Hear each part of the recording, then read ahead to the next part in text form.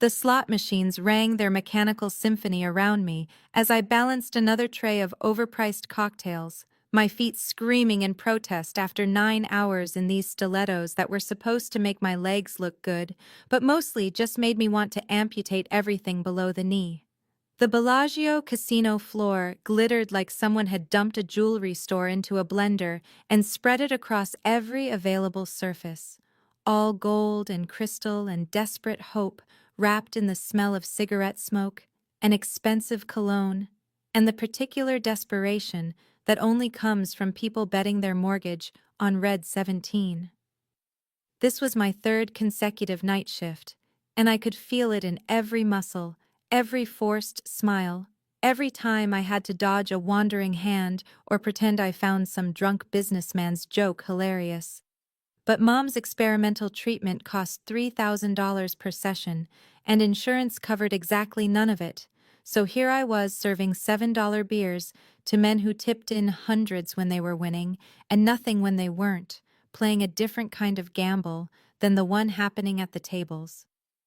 I wound my way through the crowd toward the high roller section, the part of the casino where the real money played, where velvet ropes separated the millionaires from the merely wealthy, and where my tips could sometimes hit 500 on a good night. A bachelorette party near the roulette wheel called me over. 6 women in their late 20s wearing matching pink sashes and tiaras, the bride-to-be already stumbling in her heels. They ordered champagne, and when I returned with their bottles, the bride grabbed my arm with the enthusiastic aggression of the very drunk. "You're so pretty," she slurred, and her friends giggled in agreement. "Here, try this," one of them said, producing a small crystal bottle from her designer clutch. "It's good luck." I tried to decline, but they insisted with the particular insistence of women who'd had too much to drink and too much money, spraying the perfume on my wrists and neck before I could stop them. The scent hit me immediately, rich and complex, jasmine and something darker, something that probably cost more than my monthly rent. They tipped me $200 and sent me away with drunken well wishes, and I tucked the money into my apron thinking about how many hours of Mom's treatment that would cover. The perfume clung to my skin as I moved through the casino, heavier than anything I'd normally wear, the kind of scent that announced itself before you entered a room. I approached the high-stakes poker table behind the velvet rope, where 4 men sat with the kind of casual wealth that came from never having to check a price tag, their chips stacked in towers that represented more money than I'd see in a year. I was reaching forward to set down a scotch when a hand shot out and grabbed my wrist. The grip was controlled, not painful but absolutely firm, the kind of hold that communicated I could try to pull away but it wouldn't matter. I looked down at long fingers circling my wrist, at the expensive watch that probably cost more than my car, at the hand of someone who was used to taking what he wanted. My eyes traveled up his arm to broad shoulders in a suit that fit like it had been sewn onto his body, to a face that made my breath catch despite the fear suddenly flooding my system. He was maybe 32 or 33, with dark hair styled in that effortless way that probably required an hour and a $200 haircut, sharp cheekbones that could cut glass, and a jaw that looked carved from marble. But it was his eyes that froze me in place, ice blue and intense, looking at me like he could see through skin and bones straight to whatever I was trying to hide. He pulled me closer, not standing but exerting enough pressure that I had no choice but to lean toward him, close enough that I could smell his cologne, sandalwood and leather and something else. Something that whispered danger in a language I didn't speak, but understood instinctively. "You're using my ex's perfume." His voice was low, controlled, each word precisely placed like he'd learned to weaponize language. "Where did you get it?" It wasn't a question despite the phrasing, and I noticed that the entire table had gone silent, that the 2 men in expensive suits standing 10 feet away had shifted their attention to us, hands moving almost imperceptibly toward their jackets. "I don't know what you're talking about," I said, trying to keep my voice steady, despite my heart hammering against my ribs. "A customer gave it to me. Please let go."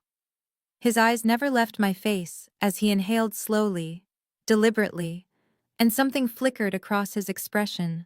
Pain or rage or grief, there and gone so fast I might have imagined it. Isabella only wore this perfume, he said, his thumb pressing against my pulse point where it hammered frantically. It's custom made. There are 6 bottles in existence and I destroyed 4 of them after she died. So I'll ask you again, where did you get it?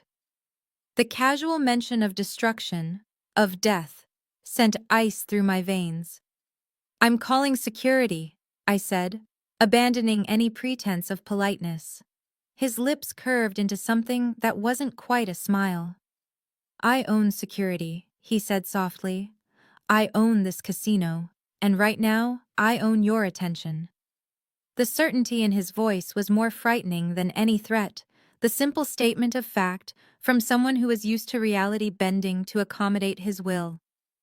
Around us, the casino continued its glittering chaos, slot machines ringing and people laughing and chips clicking against felt. But we existed in a bubble of terrible silence, his fingers still circled around my wrist, his eyes still searching my face for something I didn't understand. One of the suited men stepped closer, and I realized they weren't just bodyguards.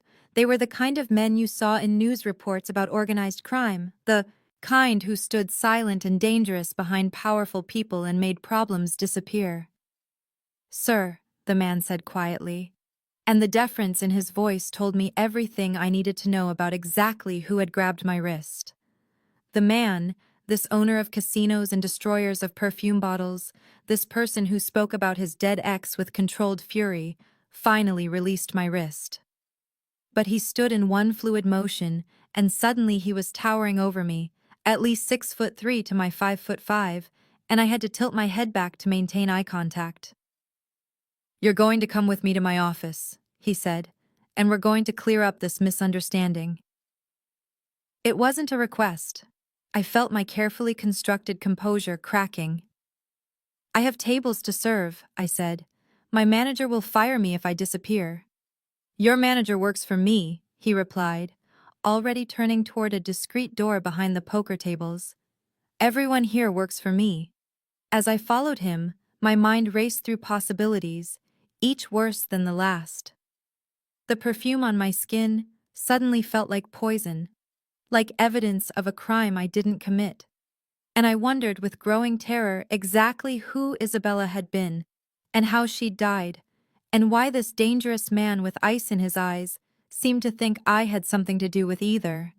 His bodyguards fell into step behind us as he led me through the hidden corridors that existed behind the casino's glamorous facade, the concrete and fluorescent lights that reminded you this was a business built on extracting money from hope. We stepped into an elevator, and he pressed a button for the top floor, the penthouse level where the real power resided, and I watched the numbers climb while trying to control my breathing. The perfume seemed to grow stronger in the enclosed space, and I saw his jaw clench, saw his fingers curl into fists before deliberately relaxing. "You look like her," he said suddenly, not looking at me. Not exactly, but enough that from a distance, in the right light, someone might mistake you for her. I didn't know what to say to that, so I said nothing. Just watched the numbers climb and prayed that whatever happened in the next hour wouldn't end with me disappearing into the Nevada desert. The elevator opened directly into an office that was all leather and dark wood and floor-to-ceiling windows overlooking the Vegas Strip, a view that probably cost more per month than most people's mortgages. He moved to a bar cart and poured himself 2 fingers of something amber, not offering me any, and I stood awkwardly near the elevator, wondering if the doors would open if I pressed the button or if I was truly trapped. "Sit," he said, gesturing to a leather chair facing his desk. When I hesitated, he added, "Please." The word sounded foreign in his mouth, like he didn't use it often. I sat, clutching my empty tray like it might protect me, and watched him move to stand by the window, backlit by the neon chaos of Vegas at night. "My name is Dante Marcello," he said. "Does that mean anything to you?" I shook my head, then realized he wasn't looking at me. No, I said aloud. Should it?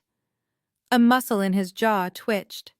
6 months ago, my fiancée Isabella died in a car accident, he said, his voice carefully controlled. 3 days ago, someone broke into her mausoleum and disturbed her remains. Tonight, you appear wearing her signature perfume, a scent that costs $15,000 per bottle and is only sold to 5 people in the world. He turned to face me, and the pain in his eyes was so raw it made my chest ache despite my fear. So you'll understand why I'm having trouble believing in coincidence. I explained about the bachelorette party with as much detail as I could remember, describing the bride's pink sash and her friend's designer clutches, and the way they'd insisted on spraying me with their perfume like it was some kind of good luck ritual, watching Dante's face for any sign that he believed me, but finding only that same controlled blankness that probably served him well in poker games and business negotiations and whatever else a man like him did to acquire casinos and enemies. He listened without interrupting, his fingers drumming once against his desk before going still, and when I finished, he pulled out his phone and made a call in rapid Italian that I couldn't follow beyond recognizing the language, his tone clipped and commanding. Within 3 minutes, there was a knock on his door, and one of the suited men entered, carrying a tablet, murmuring something in Italian that made Dante's jaw tighten. He took the tablet and began swiping through what I realized was security footage, the casino's cameras capturing every angle of every table and machine and corridor. The kind of surveillance that made you understand privacy was an illusion in places like this. He found what he was looking for and turned the screen toward me. "Is this them?" he asked, and I nodded, recognizing the bachelorette party clustered around the roulette wheel, their pink sashes bright against the casino's gold and red. He zoomed in on one woman standing slightly apart from the group, dark-haired and elegant in a way that seemed at odds with the party's drunken celebration, her posture suggesting she was there but not of them, participating but separate. Dante's finger hovered over her frozen image, and something in his expression shifted, hardened, became colder than the ice in his eyes. "That's Gianna," he said quietly, "Isabella's sister." He set the tablet down and moved to a wall I hadn't noticed before, covered in photographs in expensive frames, and my stomach dropped as I saw them. Every photo showed Dante with a woman who could have been my twin, not identical, but close enough that in dim light, or from a distance, the resemblance would be striking. She had my build, my dark hair worn in soft waves, my same olive skin tone, even a similar nose and mouth, though her eyes were darker than my hazel, and her smile held a confidence I'd never managed to cultivate. In every picture, Dante was touching her, a hand at the small of her back, or fingers intertwined with hers, or his arm around her shoulders. Always protective, always possessive, and the way he looked at her in these frozen moments made my chest ache with an emotion I couldn't name. He took one photo from the wall, a close-up of Isabella laughing at something off camera, and brought it to where I sat, holding it next to my face like he was comparing produce at a market. "The resemblance is undeniable," he said, more to himself than to me. "Not identical but close enough for her purposes." I pulled back from the photo, suddenly angry at being examined like evidence.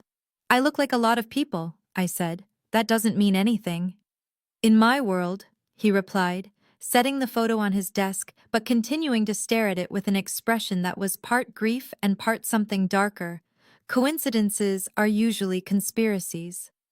He touched the photo with unexpected gentleness, one finger tracing the curve of Isabella's smile, and for a moment the dangerous man who owned casinos and made threats disappeared, replaced by someone who was simply, devastatingly sad. "Gianna hated Isabella," he continued, his voice dropping to something rawer. "She contested the will, claimed I manipulated her sister, that Isabella only stayed with me because I controlled her financially and emotionally." His laugh was bitter, as if anyone could control Isabella.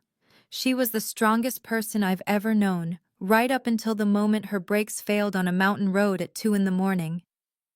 I wanted to ask why Isabella had been driving at 2 in the morning, why she'd been on a mountain road, what had led to that moment. But the grief radiating from Dante was so palpable it felt intrusive to probe. Now Gianna is putting someone who looks like Isabella in my path the same night she visits my casino, he said, and the coldness returned to his voice, the sadness locked away behind that controlled facade. That's a message. What kind of message, I asked, though part of me didn't want to know, didn't want to be dragged further into whatever dangerous game was being played with pieces I didn't understand. He looked at me then, really looked at me, and I saw him cataloging every detail of my face, comparing it to the woman in the photograph, looking for differences and similarities with equal intensity. Either she knows something about Isabella's death that I don't, he said slowly, or she's trying to provoke me into making a mistake. Either way, you're caught in the middle of something that has nothing to do with you and everything to do with a dead woman who happened to share your face. The casual way he said it, like being caught in mob business was just an unfortunate circumstance like bad weather or traffic, made me want to laugh hysterically. I stood up, clutching my tray. I need to get back to work, I said.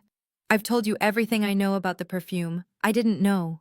Your fiancée, I've never met her sister until she apparently sprayed me with $15,000 perfume, and I have bills to pay. He moved between me and the elevator so fast I didn't see him cross the room, just suddenly he was there, close enough that I could smell that sandalwood cologne mixed with whiskey and something else, something that made my pulse jump despite every self-preservation instinct screaming at me to run. You can't go back to work, he said. Not yet. Why not? I demanded, fear making me braver than I should have been. Because if Gianna is watching, and she is always watching, then she knows I pulled you up here, he said. She knows I recognize the perfume, she knows I've made the connection. If I let you walk back onto that floor like nothing happened, I'm telling her the message was received and dismissed. But if I keep you here, if I make it clear that you matter somehow, then I'm changing the game. I don't want to be part of your game, I said, hating how my voice shook. I don't care about your dead fiancée or her sister or whatever mob war you people are fighting. I just want to serve drinks and go home and pay my mother's medical bills. The moment I said it, I knew I'd given him ammunition, saw the shift in his expression as he cataloged this new information, this leverage, this weakness he could exploit. Your mother is sick, he said, and it wasn't a question. Stage 4 cancer, I said, because there was no point in lying, when he could probably have her entire medical history on his desk within the hour. The experimental treatment costs $3,000 per session, and insurance covers none of it, so yes, I need this job, which means I need to get back downstairs before my manager fires me for disappearing. He pulled out his phone again, typed something quickly. Your manager has been informed you're handling a private matter for me and will be unavailable for the rest of the evening, he said. You'll be paid for the full shift plus a bonus for your trouble. That's not necessary, I started, but he cut me off with a look. I need you to understand something, Maya, and the use of my name startled me until I remembered he owned the casino, which meant he owned the employee records, which meant he knew everything about me from my social security number to my shoe size. Isabella died 6 months ago in what the police ruled an accident. Her car went off a cliff on Route 159, brake failure, tragic, but these things happen. He moved to the window, looking out at the neon sprawl below. But 3 days before she died, we had a fight, the worst fight of our relationship, and she left with a suitcase, told me she needed space to think. The brakes on her car had been serviced 72 hours before the accident. Isabella was an excellent driver, cautious, the kind of person who checked her mirrors 3 times before changing lanes. He turned back to me, and the pain in his eyes was so raw I had to look away. Someone knew she would be vulnerable that night, distracted, emotional, and someone took advantage. Someone murdered her and made it look like an accident, and I have spent 6 months trying to prove it, trying to find one shred of evidence that would give me a name, a target, someone to blame for the fact that she's gone. The silence stretched between us, heavy with his grief, and my growing horror at being pulled into this, at standing in an office with a man who spoke casually about murder and revenge, and who looked at me like I was both a ghost and a clue. "And you think it was her sister?" I said finally. "I think family is capable of the worst betrayals," he replied. "Gianna wanted Isabella's inheritance, wanted the money our father left her, money that Isabella planned to use to leave me, to start over somewhere safe." He laughed, bitter and broken. "She was going to leave me to save herself from my world, and instead my world killed her anyway." "I don't know what you want from me," I said quietly. "I want you to help me," he said, and the sudden intensity in his voice made me step back. "I want you to be bait, to play whatever game Gianna is playing, to help me figure out what she knows and what she's planning. And in return, I'll pay you, more than you'd make in a year of serving drinks, enough to cover your mother's treatment and then some." It was the devil's offer. Money for my soul, safety for my compliance, and I knew it even as part of me calculated how many treatments that kind of money could buy, how many more months with my mother, how many bills paid and debts erased. "No," I said, because accepting would mean diving into waters I didn't understand, becoming part of a story that had already killed one woman who looked like me. He didn't argue, didn't try to convince me, just nodded slowly like he'd expected my refusal. "Then you're free to go," he said, pressing the elevator button. "But Maya, understand this. Gianna has already made you part of this by spraying you with that perfume, by putting you in my path. Whether you help me or not, you're involved now. And the kind of people who kill someone by sabotaging their brakes aren't known for leaving loose ends."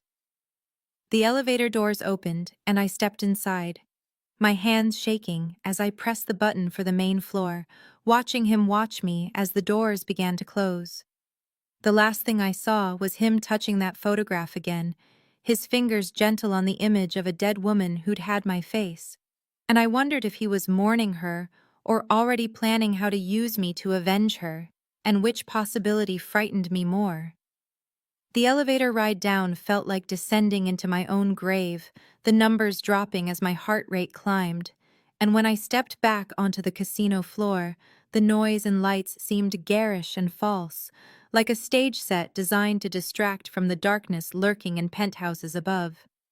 I made it through the rest of my shift on autopilot, serving drinks and smiling and pretending I hadn't just been told that a dead woman's sister had deliberately put me in the path of a dangerous man for reasons I couldn't begin to understand.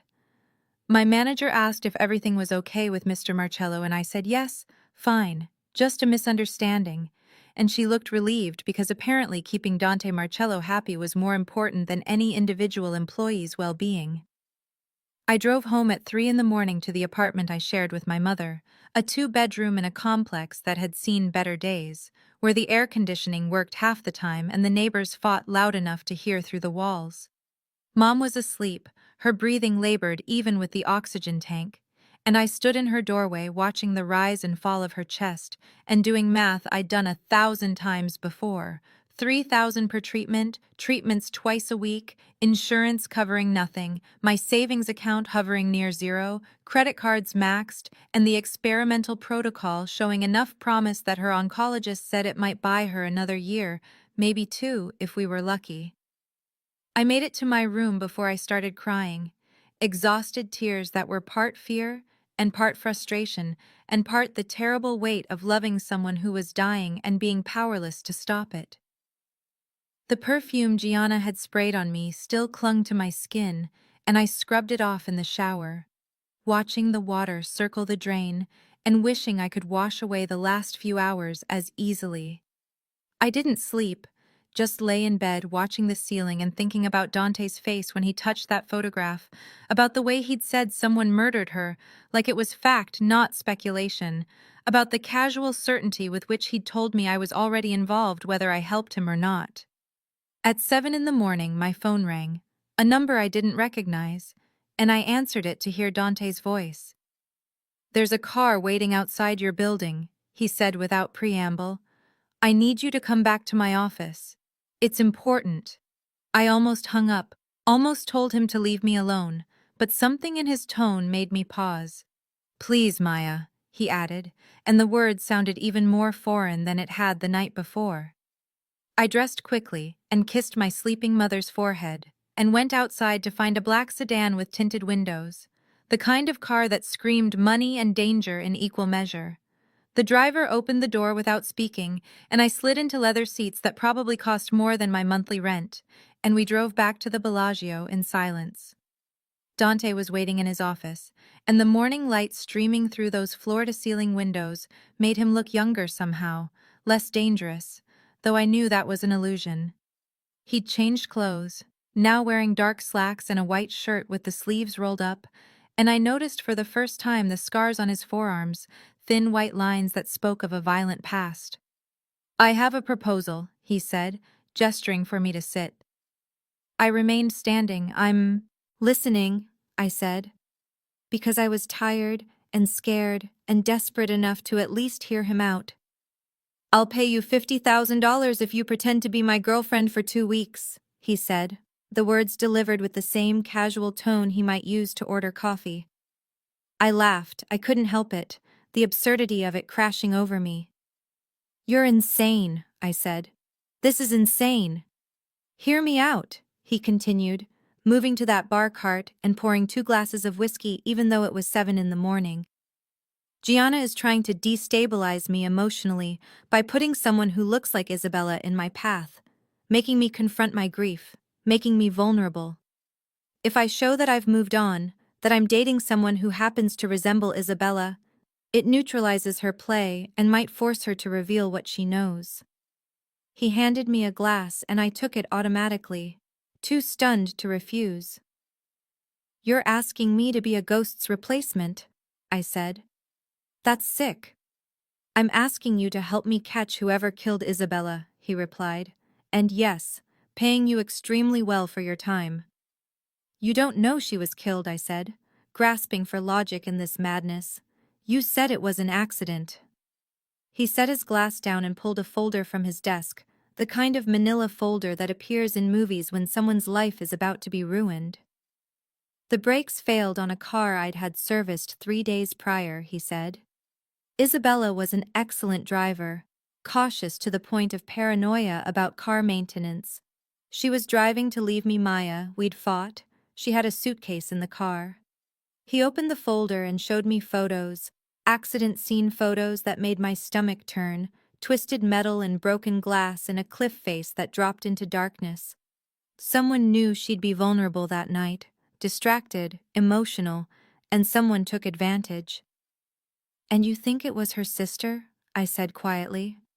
"I think family is capable of the worst betrayals," he said, looking at me with those ice-blue eyes that seemed to see too much. "Don't you agree?" The question hung in the air between us and I realized he knew. Somehow he'd found out about my father leaving when I was 12, taking every penny in the joint account and disappearing to start a new family in Arizona, leaving us with nothing. The folder he'd pulled from his desk wasn't just accident photos, it was my life, my history, everything that made me vulnerable, laid out for his inspection.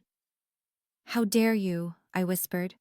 "How dare you dig into my life, my mother's illness, my father's abandonment, like it's all just ammunition for whatever game you're playing." "I need to know who I'm working with," he said without apology. "I need to know your pressure points, your motivations. What will keep you committed to this arrangement?"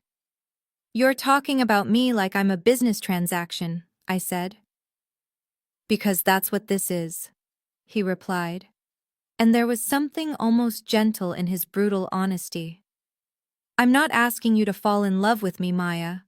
I'm asking you to perform a role convincingly enough to flush out a murderer. In return, I'll give you $50,000 plus full coverage of your mother's experimental treatment. Another $200,000 over the next 6 months." The number hit me like a physical blow.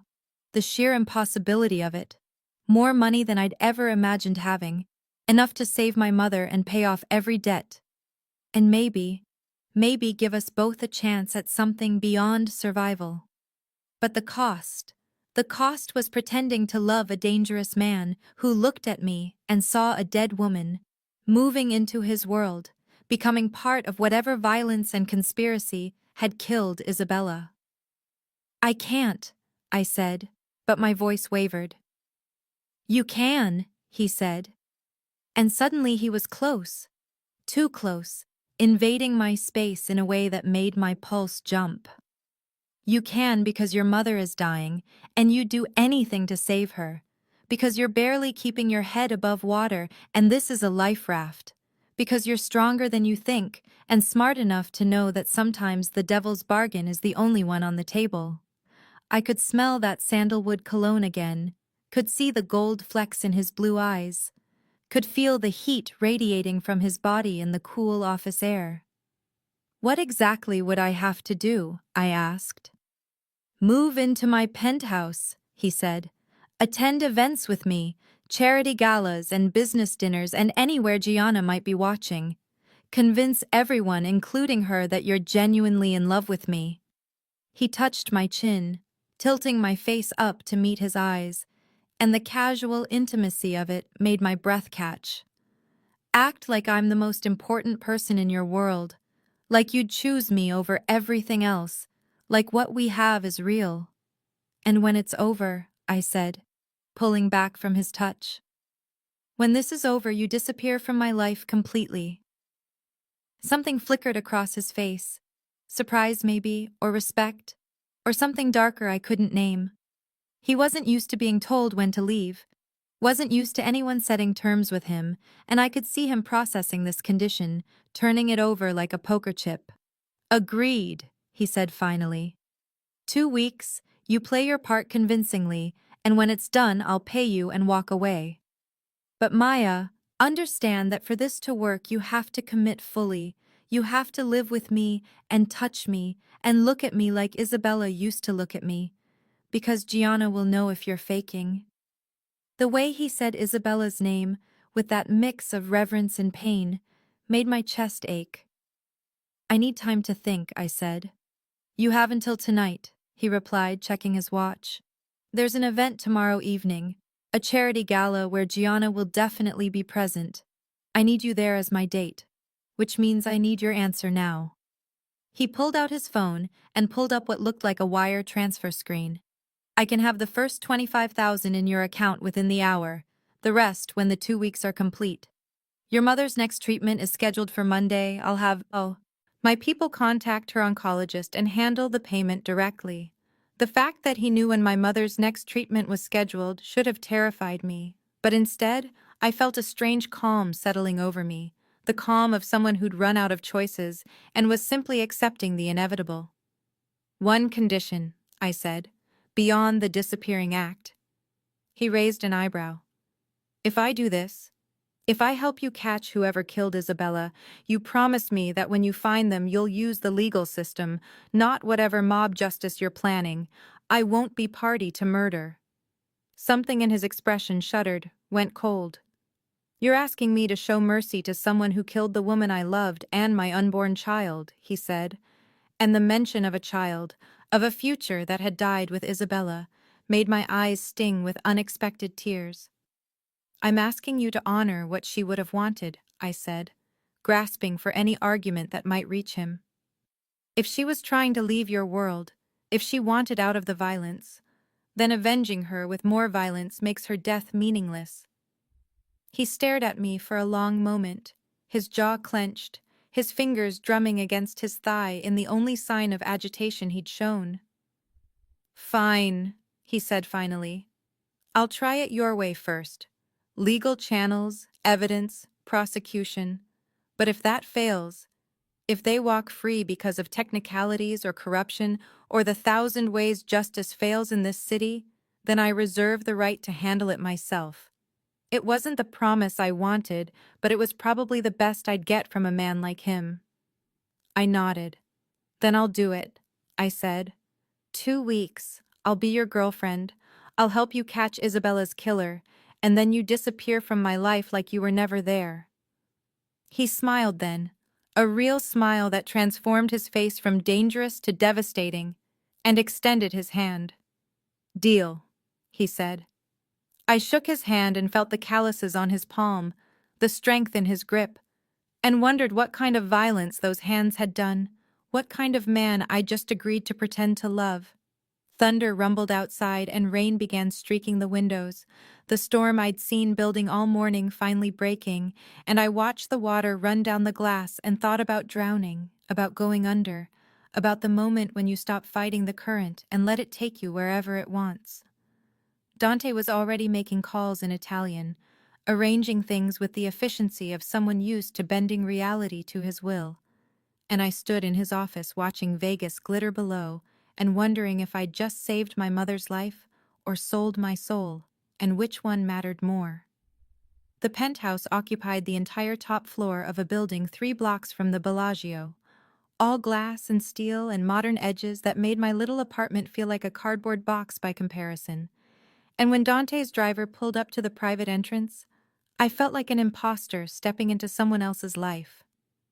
The elevator required a keycard and biometric scan, opening directly into a space that was less home and more architectural statement, floor-to-ceiling windows overlooking the strip, furniture that looked like it belonged in a museum, everything white and chrome and expensive, in that way that screamed, "Don't touch, don't breathe, don't exist here." Dante gave me a brief tour, his voice clinical as he pointed out the kitchen I'd never use because he had a private chef, the living room designed for entertaining he rarely did, the home office where he conducted business I probably didn't want to know about. "Your room is here," he said, stopping in front of a door at the end of a long hallway, and something in his tone made me pause. "This was Isabella's room," he continued, his hand on the doorknob but not turning it. "I've kept it locked since she died, but I had it prepared for you." The door opened and I stepped into a space that felt like walking into a photograph, everything preserved exactly as someone had left it, and that someone had clearly been Isabella. The bed was made with silk sheets in deep burgundy, the dresser covered in silver-framed photos of her and Dante, her and friends, her alone laughing at something off camera. The closet door stood open, and inside hung dresses and shoes and clothes that I realized with creeping horror were exactly my size. "I had you measured," Dante said from the doorway, not stepping inside like the room was sacred ground he couldn't violate. "Everything should fit. I took the liberty of replicating Isabella's wardrobe in your dimensions. The casual violation of it, the assumption that I'd just wear a dead woman's style like a costume, made my hands shake." "This is sick," I said quietly. "This is a shrine. You've turned her room into a museum and now you're installing me in it like I'm an exhibit." He flinched, actually flinched, and I saw something crack in that controlled facade. "I know," he said. "I know it's not healthy. I know I should have cleared it out months ago. But every time I tried, I couldn't make myself throw away the evidence that she existed, that we existed." His voice dropped.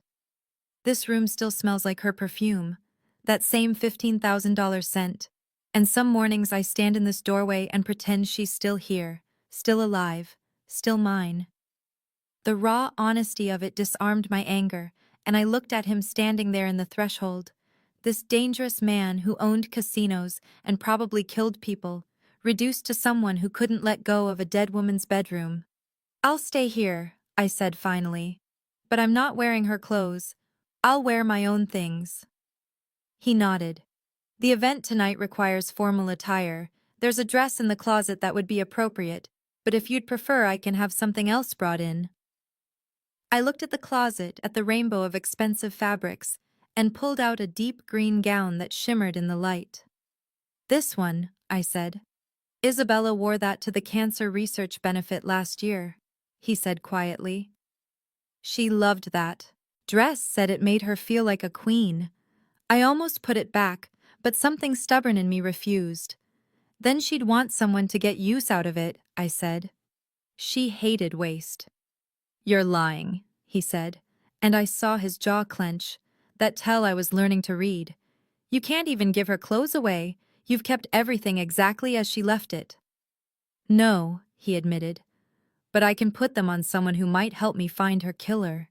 The words hung between us, honest and brutal, and I realized that was what I was to him, not a replacement, but a tool, a means to an end, and somehow that was easier to accept than the alternative.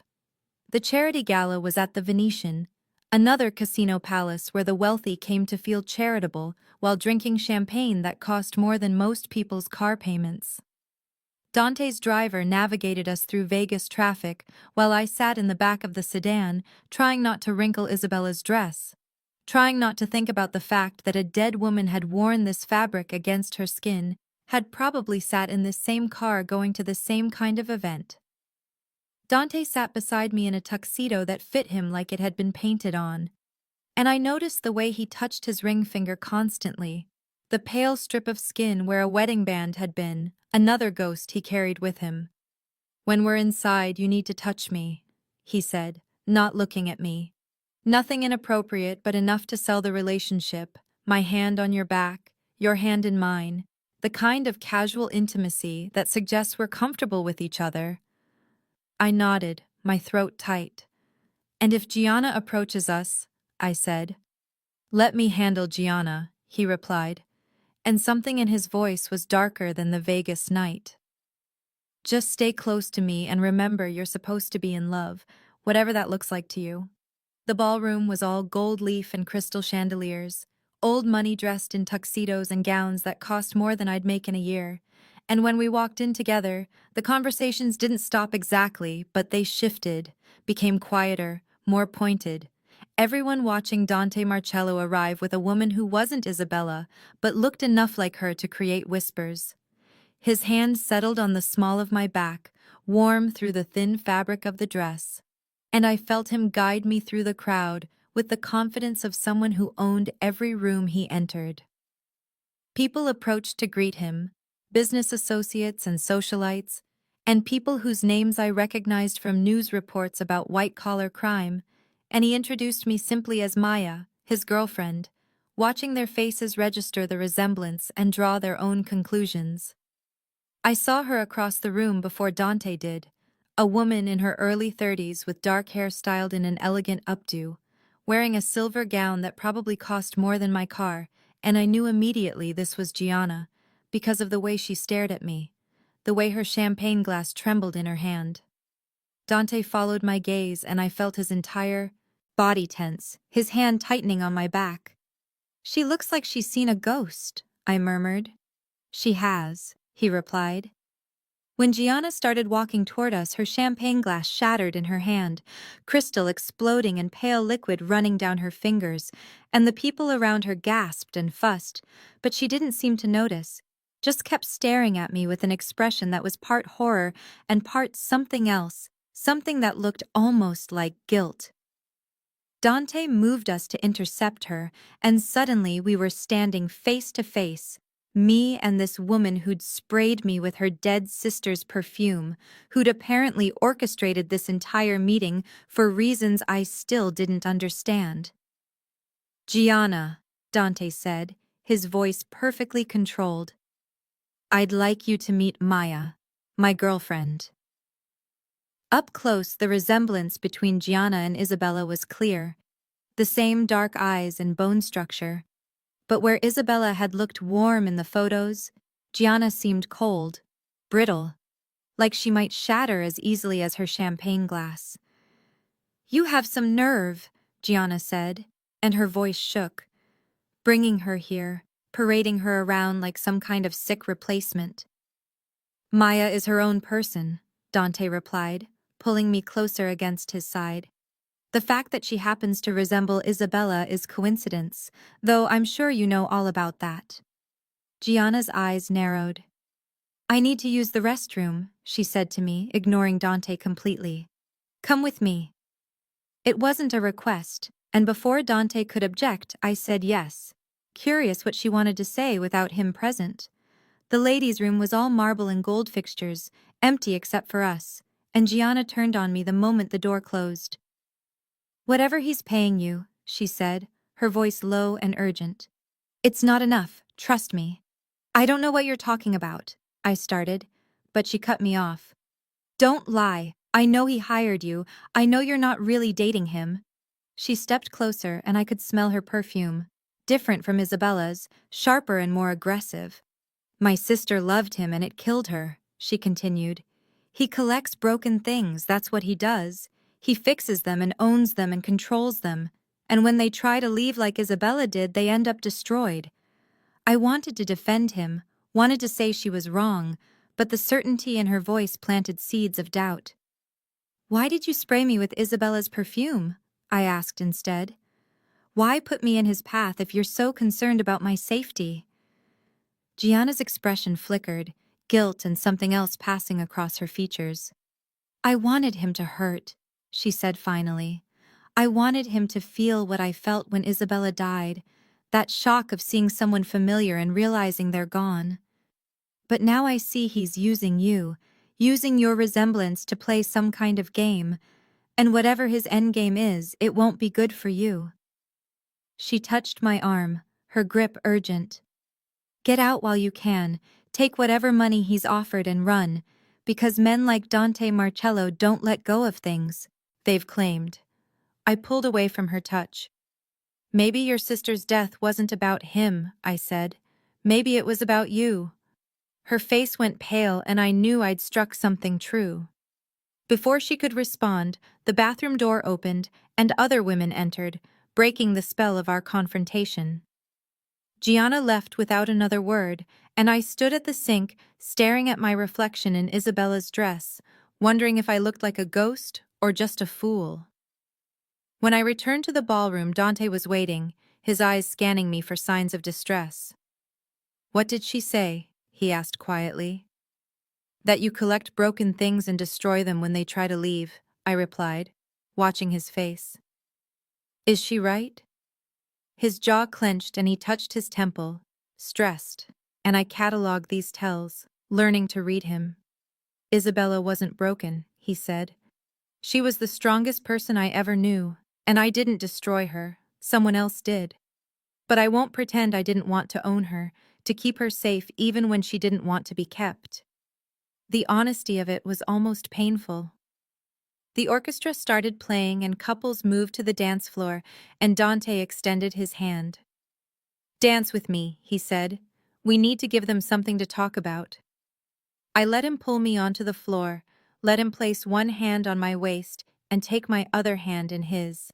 And suddenly we were moving together, his body leading mine through steps I barely knew. Up close, I could see the flecks of gray in his dark hair, the fine lines around his eyes, the small scar on his chin that suggested violence in his past. His hand on my back trembled slightly, so subtle I almost missed it.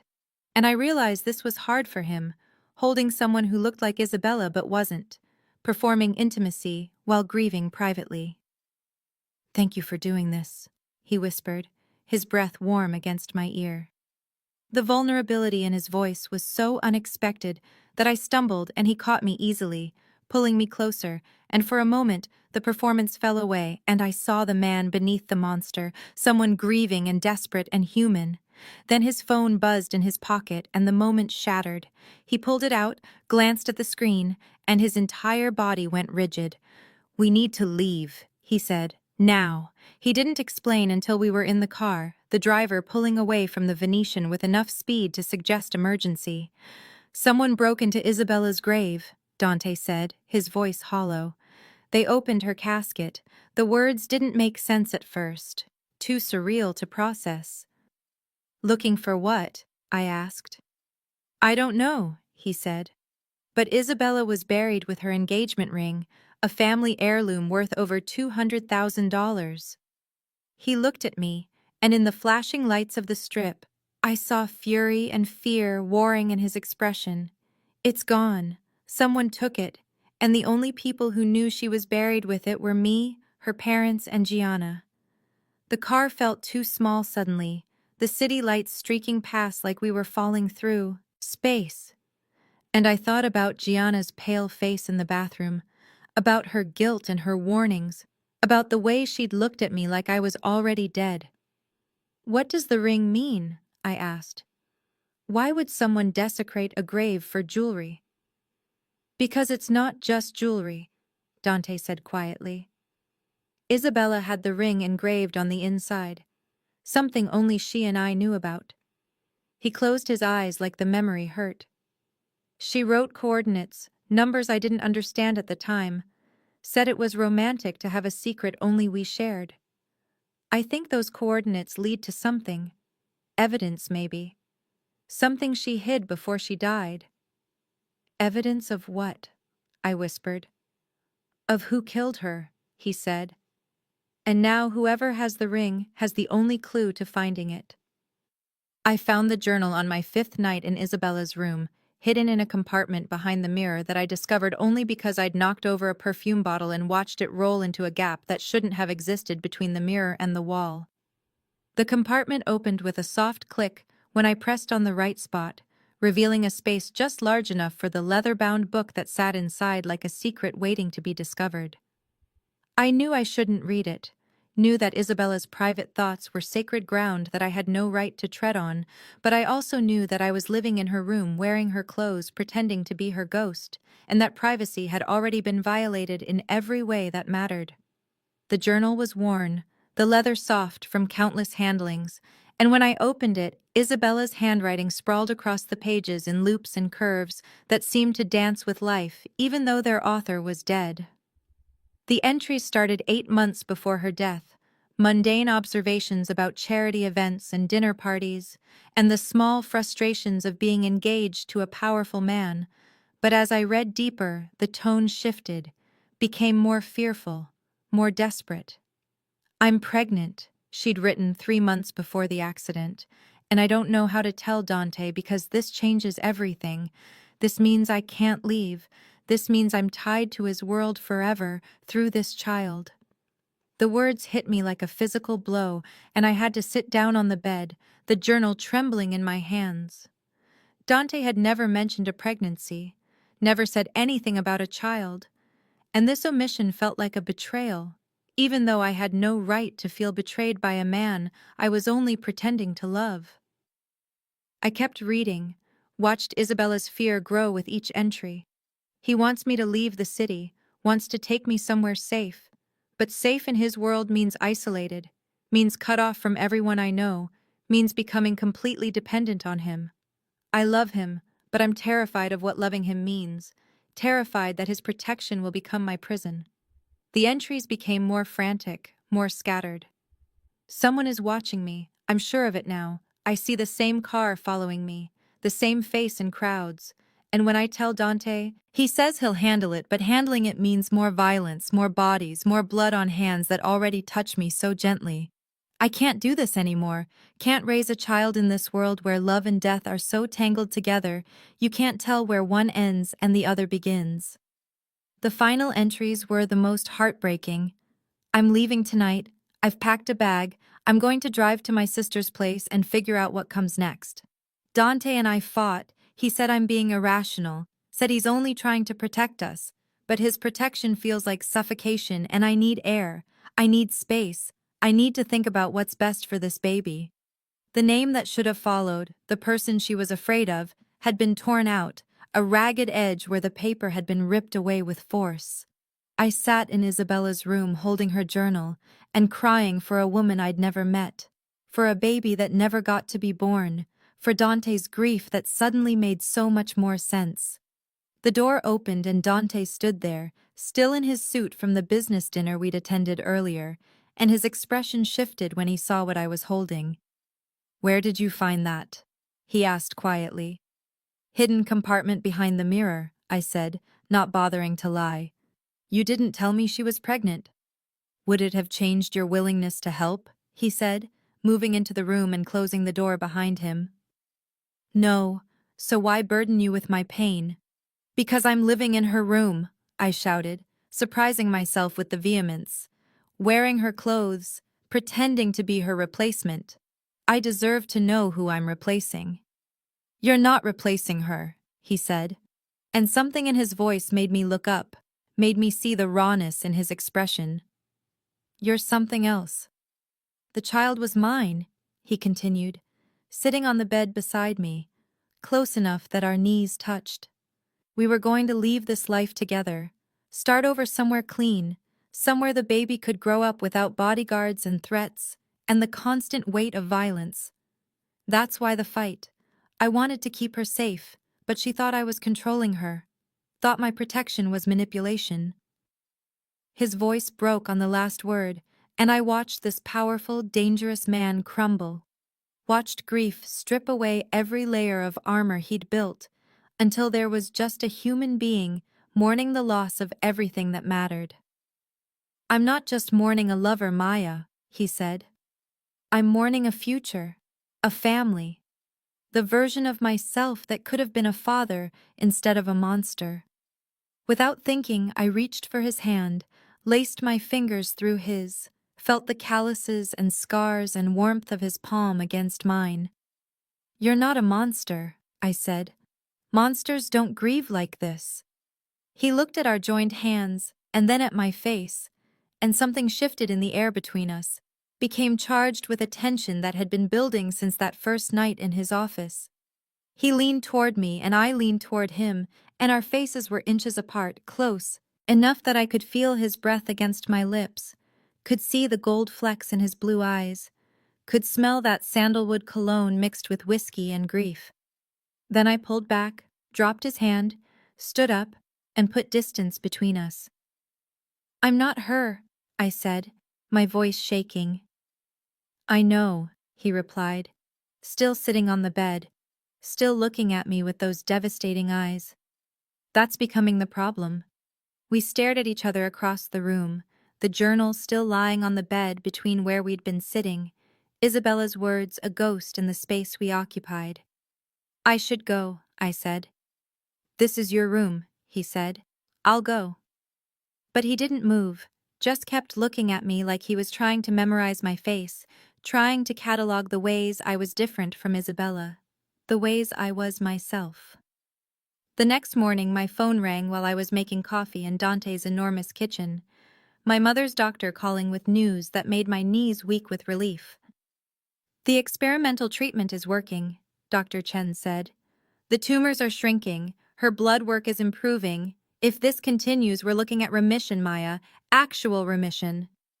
I started crying right there in the kitchen, relief and joy and gratitude flooding through me in waves that made it hard to breathe.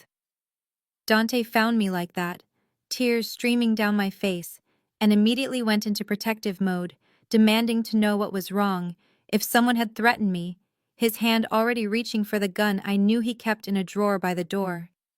"It's good news," I managed to say. "My mom, the treatment is working, she's getting better." I watched his expression shift from alarm to understanding to something softer, gentler, and he pulled me into a hug that I didn't resist, just let myself be held while I cried against his expensive shirt. "I owe you this," I said into his chest. "I owe you my mother's life." "You owe me nothing," he said. "This is what we agreed to." But it felt like more than an agreement, felt like a debt I could never repay, and the gratitude I felt toward him complicated everything, made the lines between performance and reality blur in ways that frightened me. That night, everything changed. Dante received a call from his investigator while we were having dinner, watched his expression go cold and hard, in the way I'd learned meant someone was about to suffer. "The perfume bottle," he said after he hung up. "The one Gianna gave to the bachelorette party, it was purchased by Marco. His second in command, the man who stood at his right hand during every business meeting, who'd been nothing but polite and professional to me, had betrayed him." I watched Dante make a phone call in Italian, his voice deadly calm, and within 20 minutes Marco was being escorted into Dante's private study by two men who looked like they knew how to make bodies disappear. I followed Dante to the study, something in my gut telling me I needed to be there, needed to witness whatever was about to happen.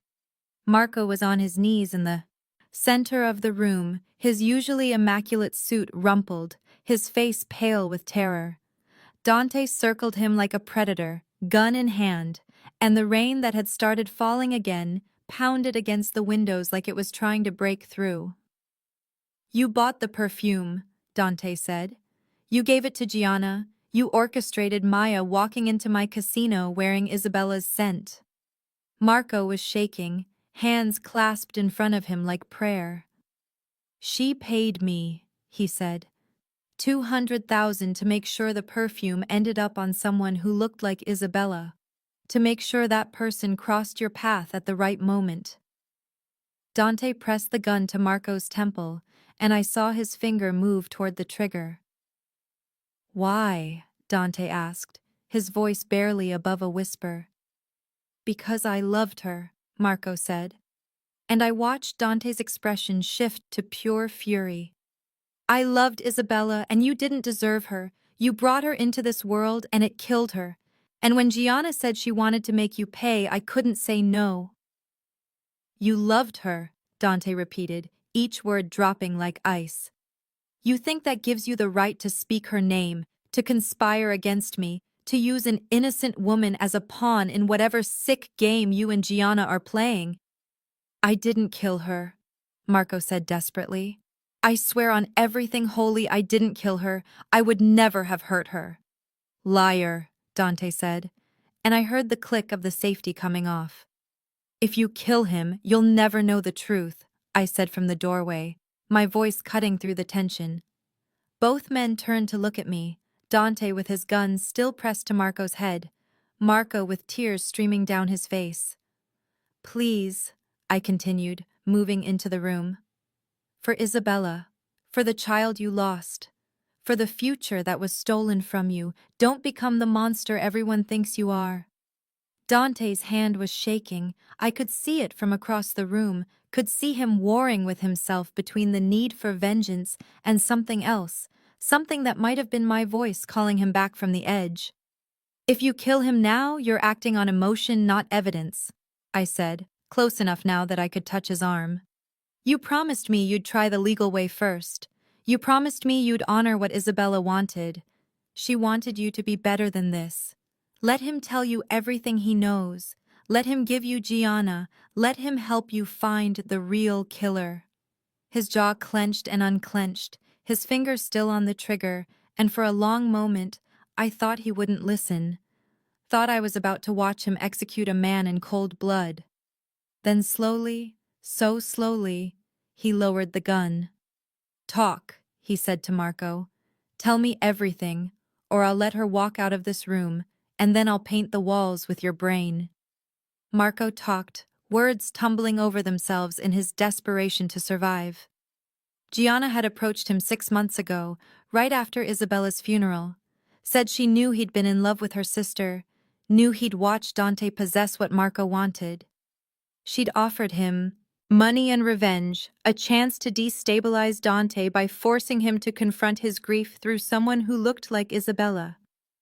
But Marco swore he knew nothing about the car accident, nothing about murder, insisted that Gianna had never mentioned killing Isabella, only destroying Dante emotionally. I watched Dante process this, saw him catalog every word, every tell, every sign of truth or deception. Get him out of my sight, Dante finally said to his men. Lock him up. Keep him alive until we verify his story. If he's lying, he dies slowly. If he's telling the truth, he lives, but he's finished in this city. The men dragged Marco out, and suddenly it was just Dante and me in the study. The rain still pounding, my hand still on his arm, where I'd grabbed him to stop him from killing. You stopped me, he said, looking at my hand like he couldn't quite believe it was there. No one stops me, Maya. No one has that kind of power over me, but you walked into this room and I listened. I couldn't let you do it, I said. Couldn't let you become what Isabella was trying to save you from. He turned to face me fully, gun still in his hand, and pulled me close with his free hand, so close I could feel his heart pounding, could see the wildness in his eyes that violence always brought. You're changing me, he said, and I don't know if that's salvation or destruction. Marco sat in the basement of one of Dante's properties, hands zip-tied to a chair, face swollen from where one of the guards had gotten overzealous, And I realized this was the world I'd stepped into, where violence was currency and loyalty was measured in blood. Dante had spared his life at my urging, but that didn't mean forgiveness. And over the next 48 hours, we interrogated Marco about everything he knew, every conversation with Gianna, every dollar she'd paid him, every detail of how she'd orchestrated putting me in Dante's path. Marco swore on everything holy that he hadn't killed Isabella, that he'd loved her from afar for years, that arranging the perfume coincidence was supposed to be harmless manipulation, not part of a murder conspiracy. Dante didn't believe him, but he kept his word about not killing him. Though the restraint cost him something, I could see it in the tension in his shoulders and the way he had to leave the room periodically to keep from doing something irreversible. I spent those 2 days living in Isabella's room, surrounded by her things, reading and rereading her journal, trying to understand the woman whose ghost I'd been hired to replace. The journal was heartbreaking in its honesty, pages filled with her love for Dante mixed with her growing fear of his world, her desire to leave mixed with her terror of what leaving might cost. She wrote about being pregnant, about the joy and the fear in equal measure, about wanting to raise a child far from the violence and danger that had defined Dante's empire. But there was something else in those pages, mentions of someone who frightened her, someone who was watching her, someone she referred to only as he without ever giving a name. I need insurance, she'd written 3 weeks before her death.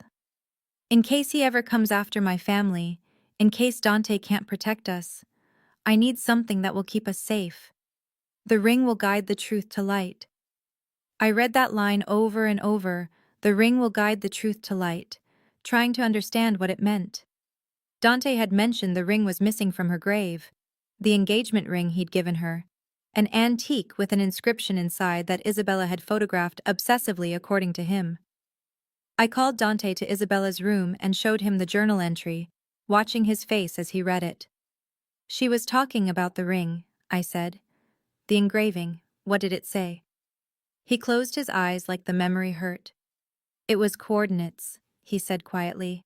I had them engraved inside, the exact latitude and longitude of where I proposed to her, on a cliff overlooking Lake Tahoe.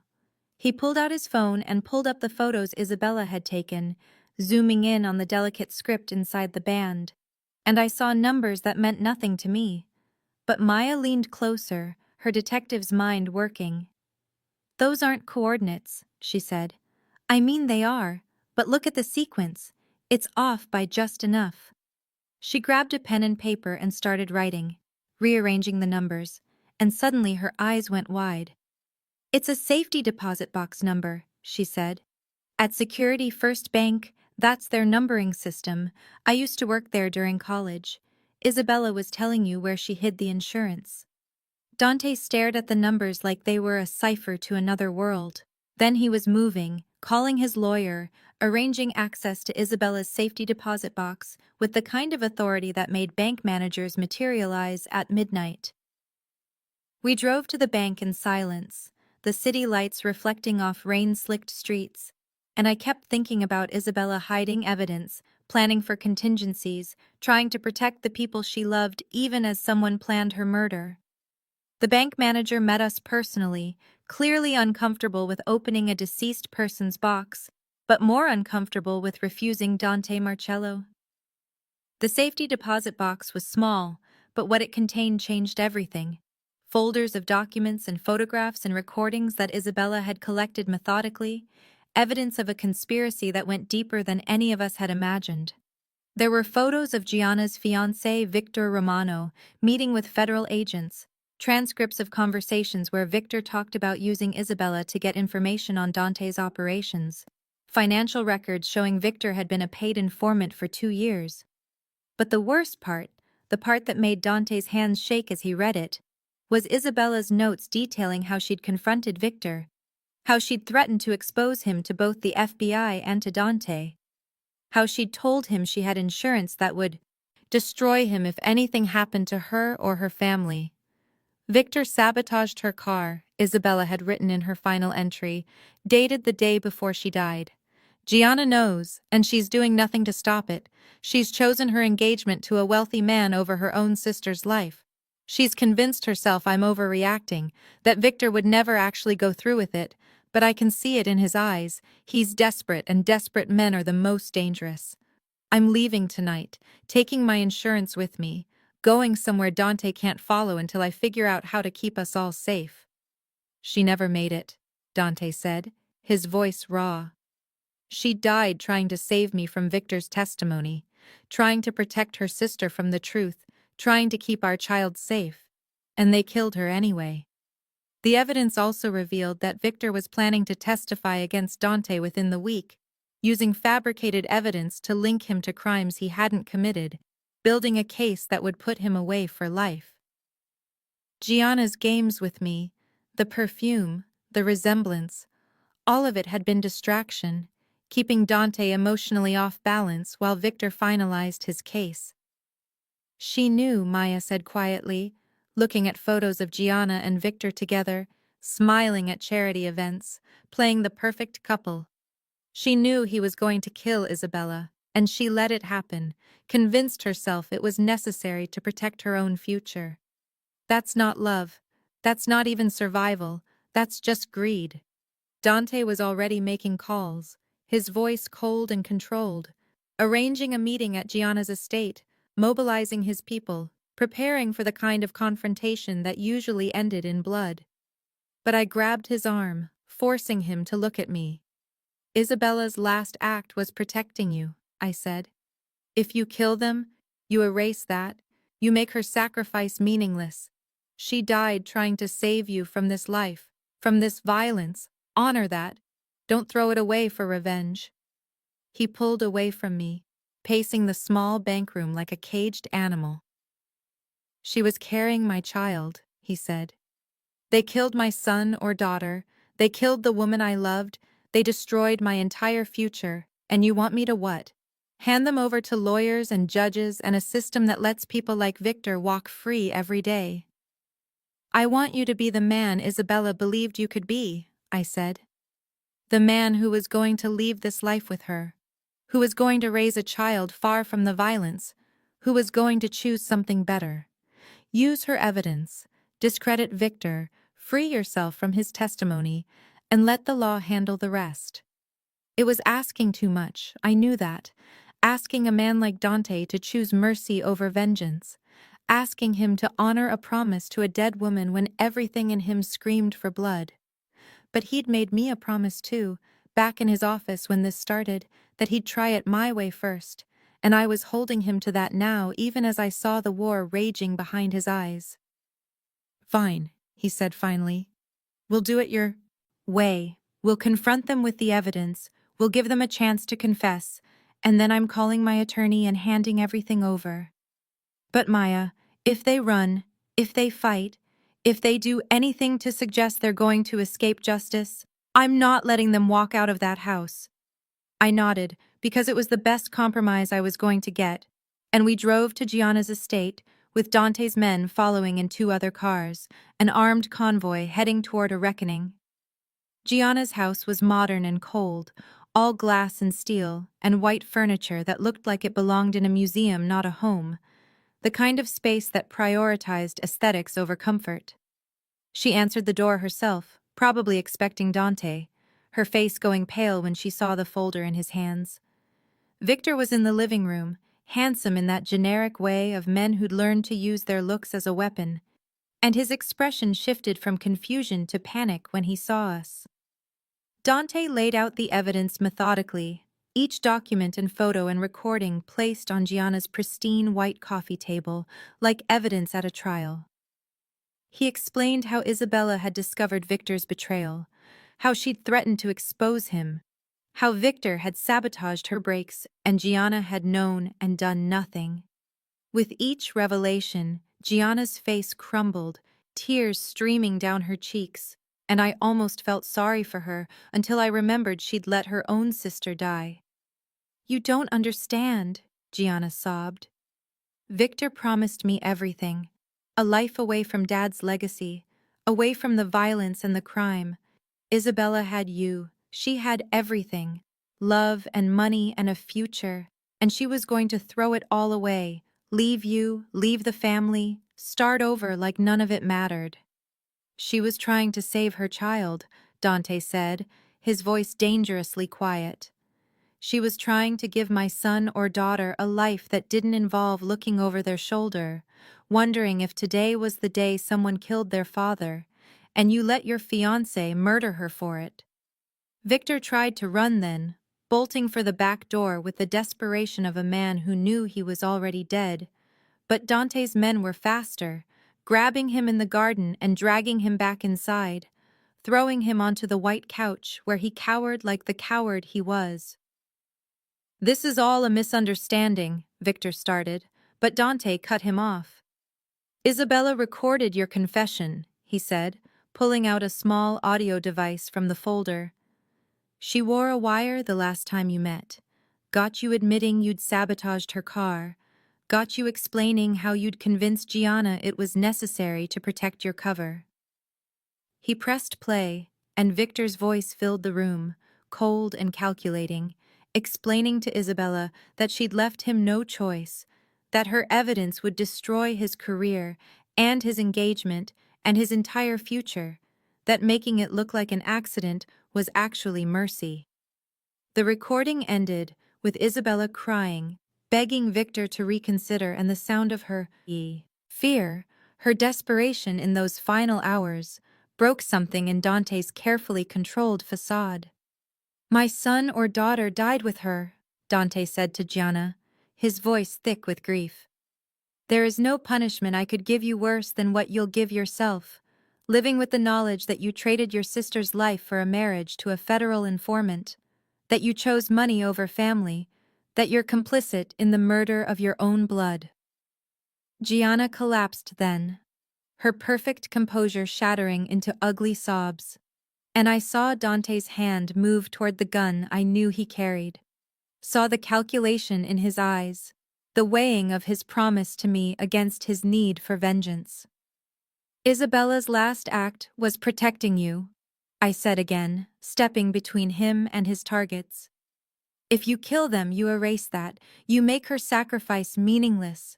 She died trying to save you from this life, from becoming the monster everyone thinks you are. Don't prove her wrong now." "She's dead because I brought her into this world," Dante said, and the pain in his voice was so raw it hurt to hear. "She's dead because evil people made evil choices," I replied. "Don't let them make you evil too. Be the man she believed you could be, the father your child deserved, the person who chooses justice over revenge."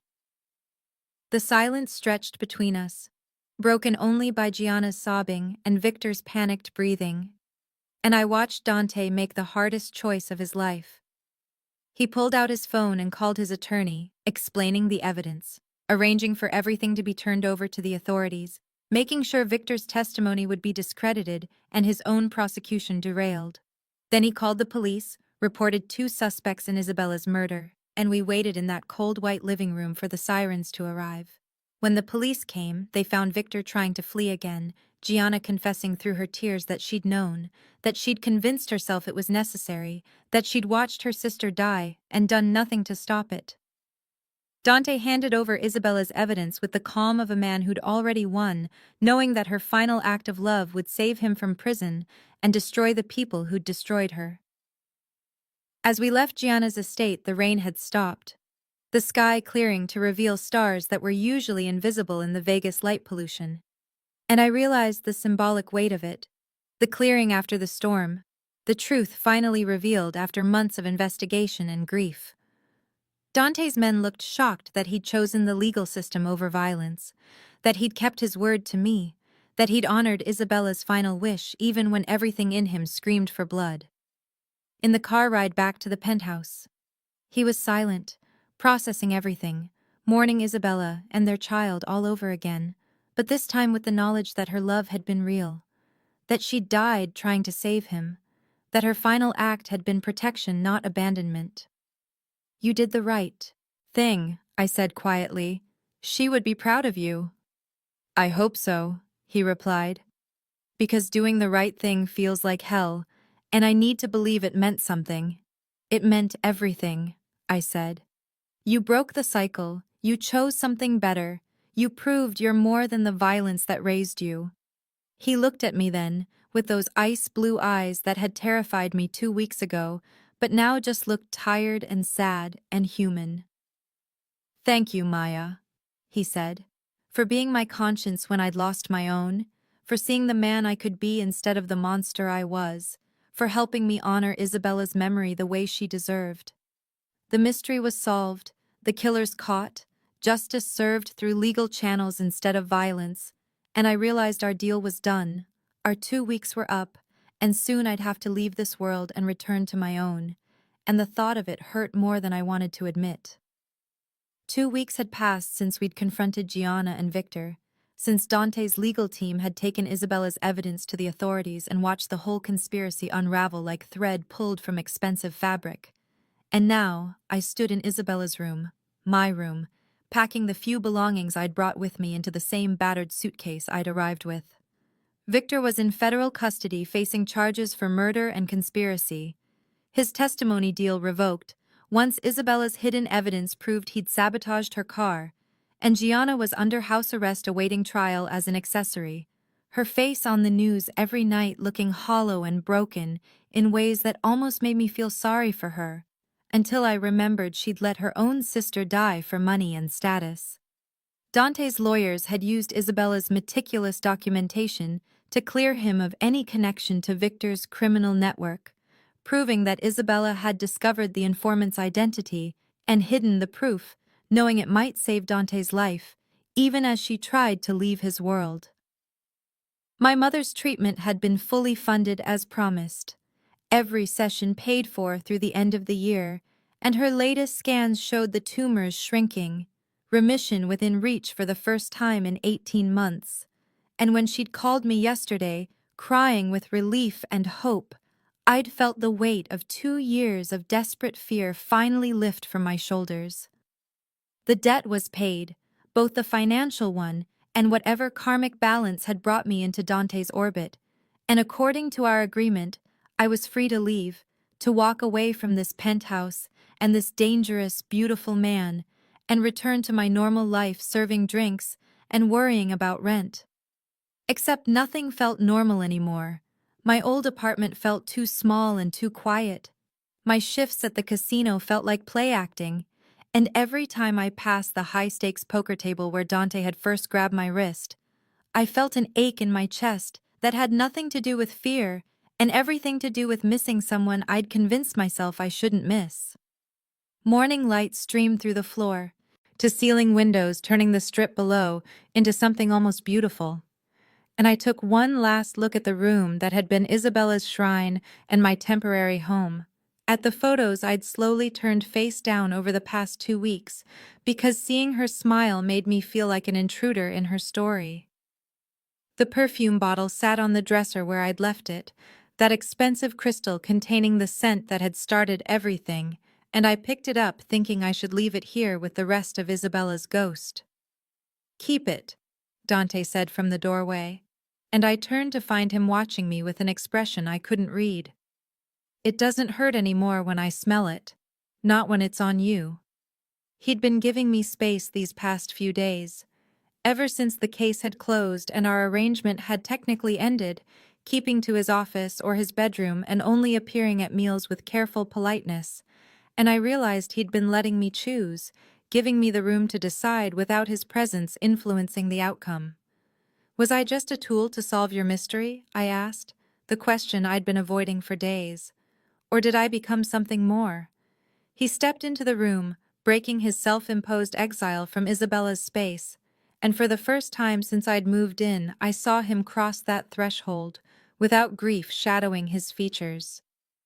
"The first night you were her ghost," he said quietly. I looked at you and saw her smile, her walk, the way she used to tilt her head when she was thinking, and it hurt so badly I could barely breathe.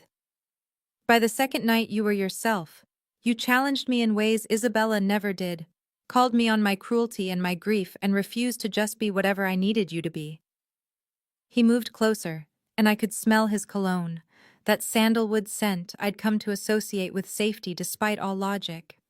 By the end of the first week, you were the reason I wanted to be better, not just to honor Isabella's memory, but because you made me believe I could be someone worth knowing, someone capable of change.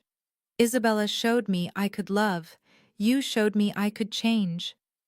The honesty of it broke something open in my chest, and I set down the perfume bottle with shaking hands. I'm not her, I said, needing him to understand. I'll never be her. I'll never be as strong or as sure or as sophisticated. I don't want you to be, he replied, and his hand came up to cup my face with a gentleness that seemed impossible from someone capable of such violence. Isabella was my past. She taught me what love could be and what it cost. But you, Maya, you could be my future if you wanted. If you chose me without obligation or debt or any reason except wanting to. I realized I was crying, tears running down my face and dripping onto Isabella's expensive dress that I was still wearing because I hadn't bothered to change. I need to know I'm choosing this, I said. Not just grateful or scared or caught up in the danger. I need to know that what I feel is real and not just trauma. Bonding or Stockholm Syndrome or whatever psychological term describes falling for your captor. Then go, he said, and stepped back, dropping his hand from my face. Live your life, take the job you've been offered at the Children's Hospital in Seattle, be the nurse you've always wanted to be without the weight of your mother's illness or my world's darkness pulling you down. And if you come back, if you choose to come back, then I'll know it's real. How did you know about the job offer? I asked, though I shouldn't have been surprised that he knew everything about my life. Because I wrote you a letter of recommendation, he said. Your supervisor at the casino mentioned you'd applied and asked if I knew you well enough to speak to your character, and I told them the truth, that you're brave and compassionate and stronger than you realize, that any hospital would be lucky to have you. The fact that he'd helped me get the job that would take me away from him was so typical of the contradictions I'd discovered in Dante Marcello. This man who could be ruthless and tender in the same breath, who'd threatened me and protected me, who'd used me to solve a murder and somehow made me feel valued in the process. I picked up my suitcase and walked to the door, passing him without touching, because if I touched him, I might not leave, might not take this chance to know my own heart. At the elevator, I looked back to see him standing in Isabella's doorway watching me go, his expression controlled, but his hands clenched at his sides, and I memorized the image of him there, surrounded by ghosts and morning light and all the grief he carried. The elevator doors closed, and I descended from the penthouse, feeling like I was falling, my stomach dropping with each floor. And when I emerged into the Vegas morning, the heat hit me like a wall, and I stood on the sidewalk wondering how you walk away from someone who'd become essential when you weren't looking. 3 months passed in Seattle like a dream, my new life unfolding in antiseptic hospital corridors and coffee shops with views of the Sound, my mother healthy enough to visit and cry over how proud she was, my apartment small but mine, paid for with money I'd earned helping catch a murderer and saving a dangerous man's soul. I worked with children recovering from cancer and trauma, held their small hands during procedures, and read them stories during chemo. And every day I thought about Dante alone in that penthouse, wondering if I'd made the right choice in leaving. My mother's birthday fell on a Saturday in October, and she wanted to celebrate in Vegas, wanted to revisit the city where I'd worked, and somehow found the money to save her life. And I couldn't refuse even though I knew the risk of running into Dante in a city where he owned half the buildings. We had dinner at a restaurant on the Strip, and she held my hand and told me I seemed different. Lighter somehow, but also sad, like I'd lost something important in all. The finding. I thought about telling her the truth, about Dante and Isabella and everything that had happened in those 2 weeks, but instead I just smiled and said, Seattle agreed with me, and changed the subject. After dinner, I walked her back to her hotel, and then found myself wandering, my feet carrying me without conscious direction through the neon chaos, until I looked up and realized I was standing outside the Bellagio, outside Dante's casino, the place where everything had started with a grabbed wrist and expensive perfume. I told myself I was just curious, just wanted to see if anything had changed, but I knew I was lying as I walked through the doors and let the familiar sounds of slot machines and desperate hope wash over me. The casino floor looked the same, all glitter and gold and people betting on luck, but something felt different, cleaner somehow, and I noticed the signs for new responsible gambling programs and addiction counseling services, the kind of changes that suggested management cared about more than just profit. I saw him before he saw me, standing at the same high-stakes poker table where he'd grabbed my wrist 3 months ago, wearing another perfectly tailored suit and watching the game with those ice-blue eyes that still haunted my dreams. His hair was shorter, there were new lines around his mouth, and he looked tired in a way that had nothing to do with sleep and everything to do with loneliness. I watched him for a long moment, this man who'd grabbed me and threatened me and paid me and somehow taught me that I was worth choosing, and then I started walking toward him. He looked up when I was still 10 feet away, his expression cycling through shock and hope and carefully controlled neutrality, and I saw his hands grip the edge of the table like he needed something to hold on to. "I thought I'd never see you again," he said when I reached him, his voice rough, like he hadn't used it much lately. "I thought so too," I replied. "Turns out I'm terrible at staying away from dangerous men who grab my wrist in casinos." Something in his expression cracked, and I saw him fighting a smile. "I'll try to limit the wrist grabbing in the future," he said. "Don't limit it too much," I said. "It's how we started."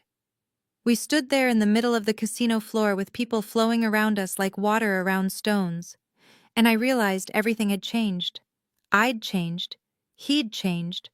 We'd both become different people than we were when this started. "I realized something," I said. "You gave me my life back. The money for Mom's treatment. The recommendation for my dream job. The space to choose without pressure. But the life I want includes you in it. Not because I need you or owe you or feel obligated, but because I choose you. I've been waiting for you to choose," he said quietly. "Everything else in my life was built on obligation or blood, family businesses and arranged alliances and the weight of expectations I never asked for.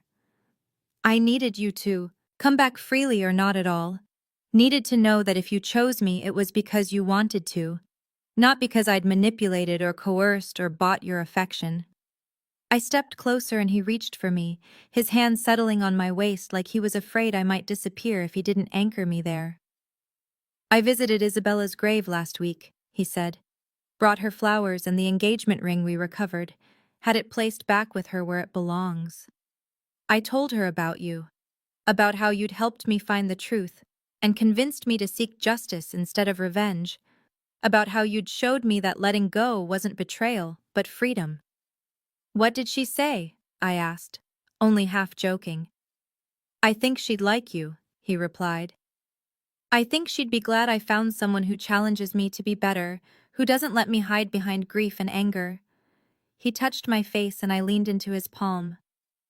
"I've been working to legitimize the business," he continued. "No more questionable partnerships or gray area deals, just legal casinos and hotels and entertainment.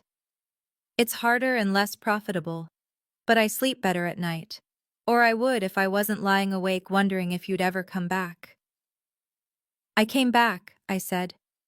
"I took 3 months to be sure, to know my own heart without your presence influencing it, and every day I missed you more.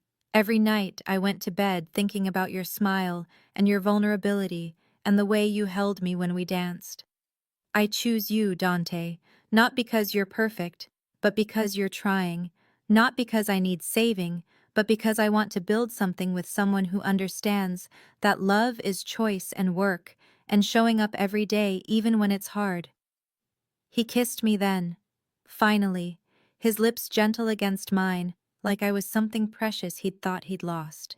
And I kissed him back, tasting coffee and relief, and the beginning of something that was ours, not a replacement for what he'd had with Isabella. but something new built on foundation of honesty and choice. When we pulled apart, he noticed immediately, his nose near my neck inhaling the scent there. "That's new," he said, recognizing that I wasn't wearing Isabella's perfume. I'd left that bottle behind in Seattle, symbolic of leaving the ghost behind. "So are we," I replied, and took his hand. We walked out of the casino together, past the poker tables and slot machines, and all the desperate hope, out into the Vegas night, where neon lights painted the sky in electric colors and the warm air wrapped around us like a blessing. Behind us on the bar where I'd said it without thinking, sat the crystal bottle of perfume, Isabella's signature scent that had started this whole impossible story. And as we stepped into the night, I didn't look back, didn't need to, because the past was finally past, and the future was walking beside me holding my hand. "Where do we go from here?" I asked as his driver pulled up. "Wherever you want," he said. "Seattle if that's where your life is. Vegas if you want to stay. Anywhere in the world as long as we're choosing it together." I thought about my apartment and my job and my mother's health, about the life I'd built in 3 months of freedom, and I thought about Dante's penthouse and his efforts to change, and the way he looked at me like I was the answer to questions he'd been afraid to ask. "We'll figure it out," I said. "Maybe I split my time, work in Seattle part of the year, and help you build something better here. The rest, maybe we find a third option neither of us has considered yet. The important thing is we're choosing each other, every day, without obligation or debt or anything except wanting to." He pulled me close in the back of the car, and I rested my head on his shoulder, breathing in his sandalwood cologne, and feeling his heartbeat steady against my cheek. "I never thought I'd be grateful for a bachelorette party and expensive perfume," I said. "I never thought I'd be grateful for anything that reminded me of losing Isabella," he replied. "But if I hadn't lost her, I wouldn't have found you, and while I'll always grieve what we had, I'm learning to celebrate what we could have." The city lights streaked past the windows as we drove, and I thought about beginnings and endings, about how sometimes you have to walk through grief to find joy, about how the worst moments of your life can lead to the best ones if you're brave enough to keep choosing hope. Dante Marcello had grabbed my wrist in a casino and accused me of wearing his dead fiancé's perfume, had pulled me into a world of danger and mystery and grief, had paid me to pretend to love him and somehow made it real. I'd been a ghost's replacement, and a tool for revenge, and a reminder of everything he'd lost, but somewhere in those 2 weeks I'd become myself, fully and completely, brave enough to walk away and confident enough to come back. We were broken things that had found each other in the wreckage, two people haunted by different ghosts, learning to build something new from the ashes of our old lives, and as the car carried us into the neon night, I knew that whatever came next, we'd face it together, choosing each other every day, not because we had to, but because we wanted to, because love wasn't about obligation or debt, but about showing up freely and building a future that honored the past without being trapped by it.